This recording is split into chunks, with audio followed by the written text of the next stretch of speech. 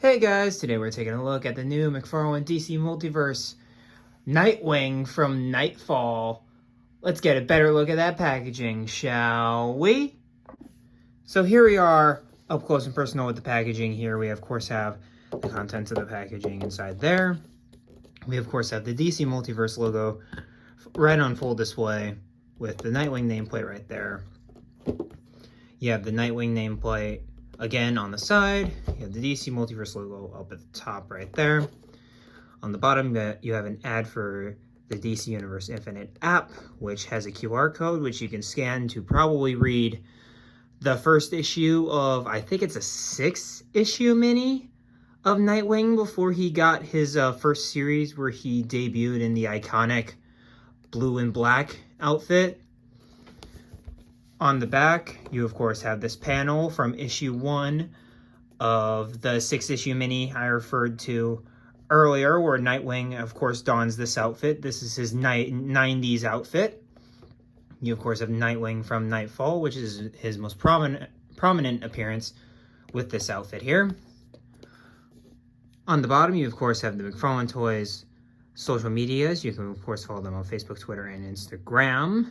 Then of course another ad for the DC Universe Infinite at the bottom of the back right there. On the side, you of course have Nightwing from Batman Nightfall, of course. You have the DC Multiverse logo up there. You have the McFarlane Toys logo at the bottom. Up on the top of the packaging, you of course have 22 moving parts. The McFarlane Toys logo again, of course 12 plus, so don't be giving these to kids because they'll swallow the hands and stuff like that. On the bottom, you of course have the Batman legalese, all this stuff. And then you of course have that barcode for all you barcode hunters out there looking to get this in stores. And I picked mine up at Target, so I'd start looking there. And I don't live in a very densely populated area, so you'll probably be able to find these relatively soon.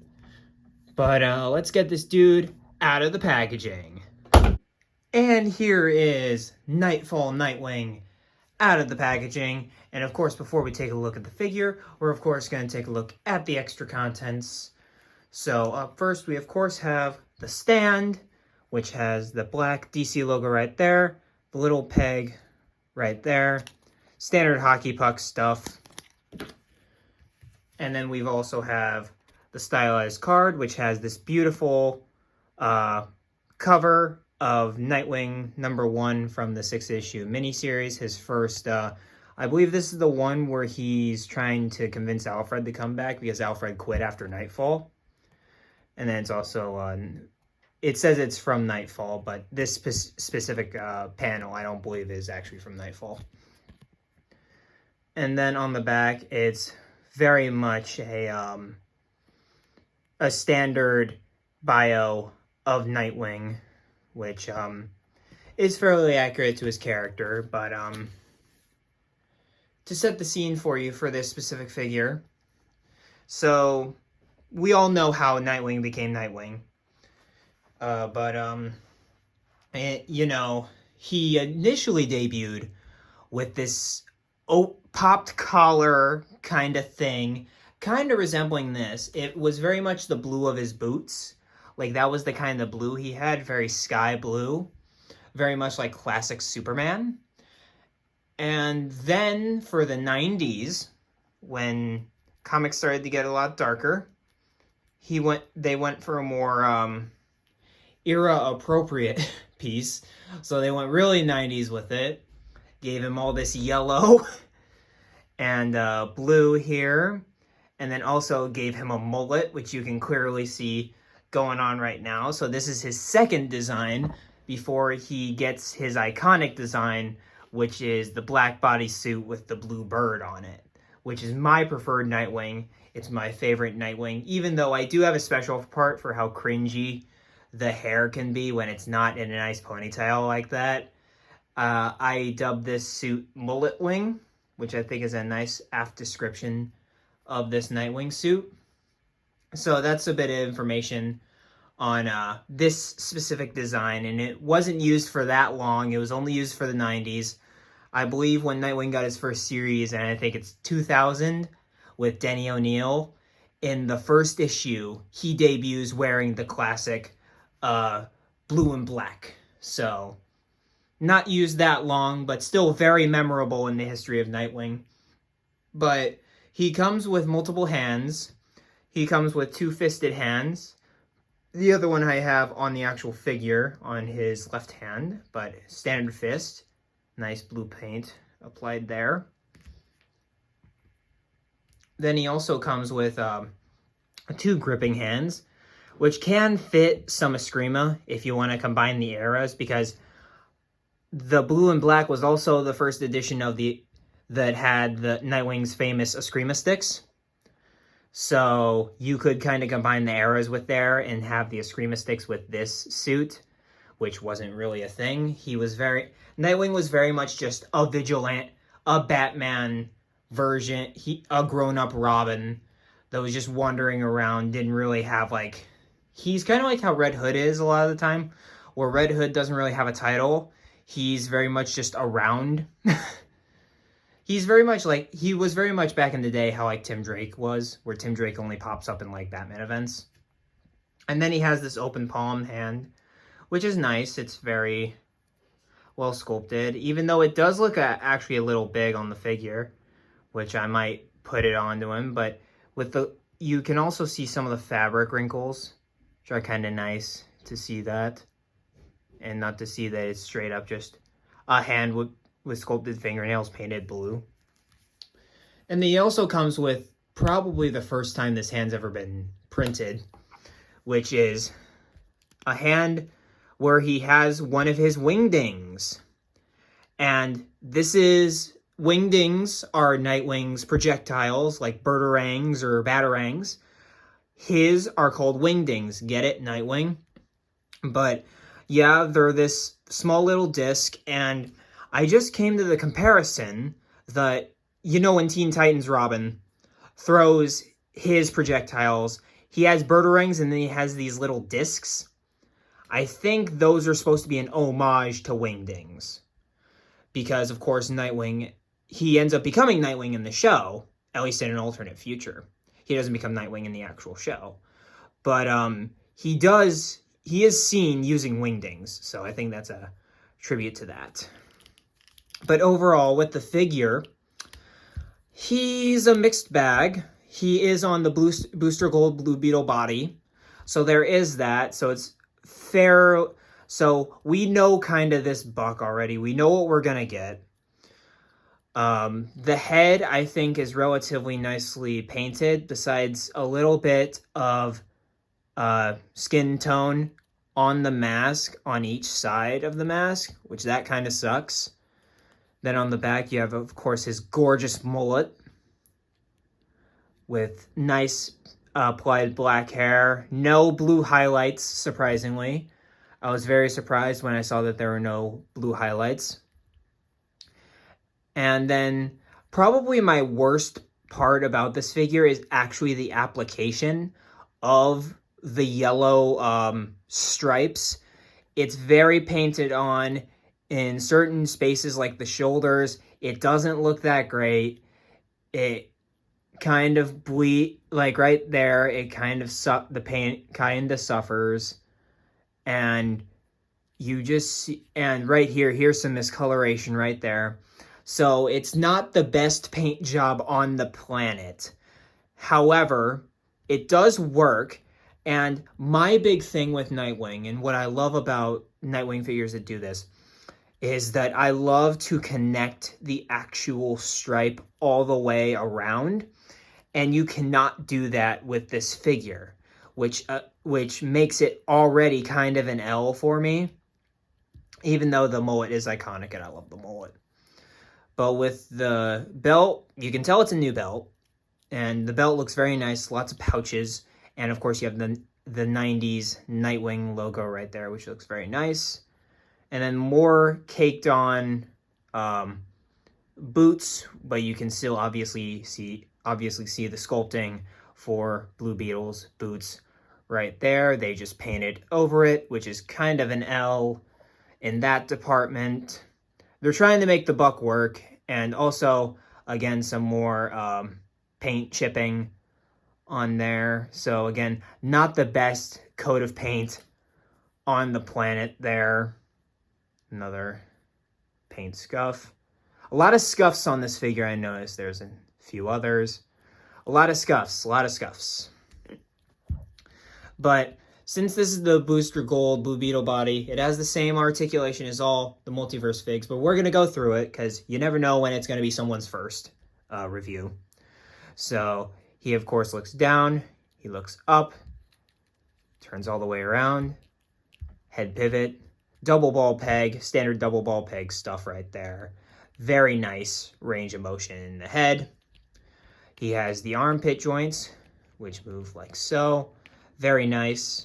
And then you, of course, have the hinged shoulders, which move out like that and rotate full 360. Has a bicep swivel. Double jointed elbows, which, yikes. Fix this, please, McFarlane. And then you have the worst wrist joints on the planet just because of how small they look compared to the actual figure and how grotesque they can be. Like, I honestly, the sculpting of the wrist joints on this are a huge problem for me. But you, of course, can move it up and down, rotate it, and then you can move it back and forth like so. I love these I love the design for the wrist joints. It's just the fact that they look a little small, and whenever you bend them, specifically with these, it looks really bad. So I usually try to keep them flush because that's the only way they actually look good. Then you, of course, have the abs, which have tons of rotation. He can move that far forward and that far back. Come on! Reverse. Like, honestly, that's much more of a rotate. Like, I don't get what's the deal with McFarlane wanting the characters to do the limbo instead of crunch forward. He has standard legs, McFarlane legs, and he doesn't even have, he has a little bit of thigh pivot there. He has double jointed knees, kind of loose in the knees, not much. You can still hear the ratchet, but you can tell that over time those will get loose, especially the lower part on here. That's kind of loose for me. And then you, of course, have the ankles, which are nice and stiff right there. They're not stiff, but they are relatively working as they should. Nice ratchet there. You can, of course, rotate at the top of the ankle pivot at the bottom, and then you, of course, have toe articulation like so. Here are probably the most highest build Bat family characters of the 90s. You, of course, have Batman himself, the Nightfall Blue Batman. You, of course, have Dick Grayson, Nightwing there. And then you, of course, have Tim Drake as Robin right there. And I'd say these look pretty dynamite. You could totally do some Bat family shots of these, or like some Robin and Batman kind of shots that would look absolutely magnificent with all of these on different planes and aerials and stuff like that. It looks really dope stuff. And here we are with pretty much all of the 90s designs I have currently, I believe. I don't think I'm missing any. But then we, of course, have Parallax, Hal Jordan, Steel, who was a major player in the Reign of the Supermen books, and this is his look from the Reign of the Supermen books. You obviously have our trio from the previous comparison with Batman, our new Nightwing here, and Tim Drake. And then you, of course, have Eradicator right there. And we're getting some really cool 90s kind of collections right here. A lot of doors are being opened up with the 90s character designs here. And again, cool character designs, not great books outside of Batman, let's be honest. And here are all of the Nightwing, at least books, we have right here. So we have our first Nightwing right here, the first Nightwing from the first wave of the entire DC Multiverse line. And the comparisons between these two are astounding, to say the least. The fact that we went from here to here is wow. Because obviously, the joints look different. They are hiding it more. They actually look like people, which this one doesn't really. He generally looks like a figure. But these definitely look more fluid and look more like actual people right here.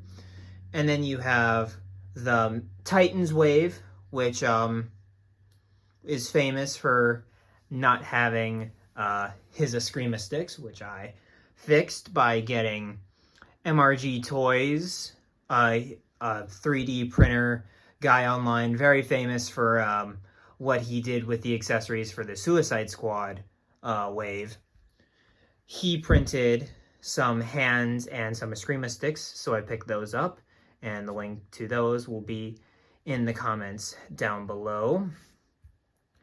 And then we, of course, have our new 90s Nightwing here, which honestly, I'd probably say is our best figure, to be honest.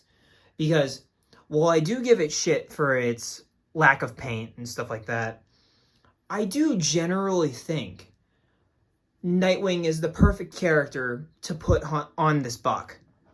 Same thing with the Wally West Kid Flash or something like that. He's perfect to put on this buck. And I'm generally very happy with it. And because with this one, he looks a little too young. Nightwing is supposed to be 25, 28 maybe in the current DC status quo. With this, he definitely looks 25, 28. He doesn't look very old, like a Batman, who's supposed to be, I believe, 40. In my headcanon, he's 45. But I believe Batman is supposed to be 40. So, honestly, it's the perfect age range for Nightwing, as well as some of the different stuff there. But overall, I'd have to say, wild comparisons here. And I'd say these work as very well as an evolution, even though this one is significantly taller than this one. But this one really does not hold up. And I think I will be replacing him with this guy in the future.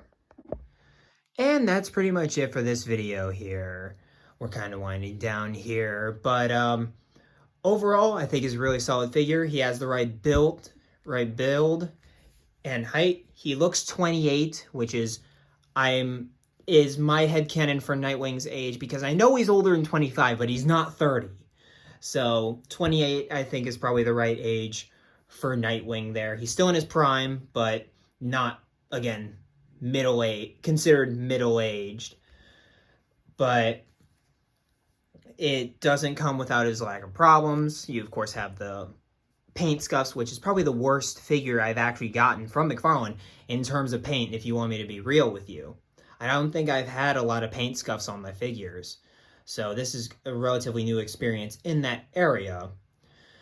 And honestly, I think without the mullet, if he had the Eskrima sticks, you could have had this as a permanent design for Nightwing, which I find very hilarious because...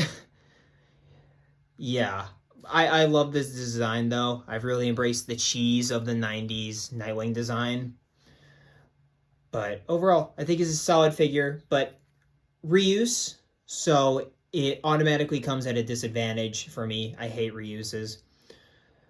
Even though it's not a bad reuse of the buck, still, you could have done something about those legs down there.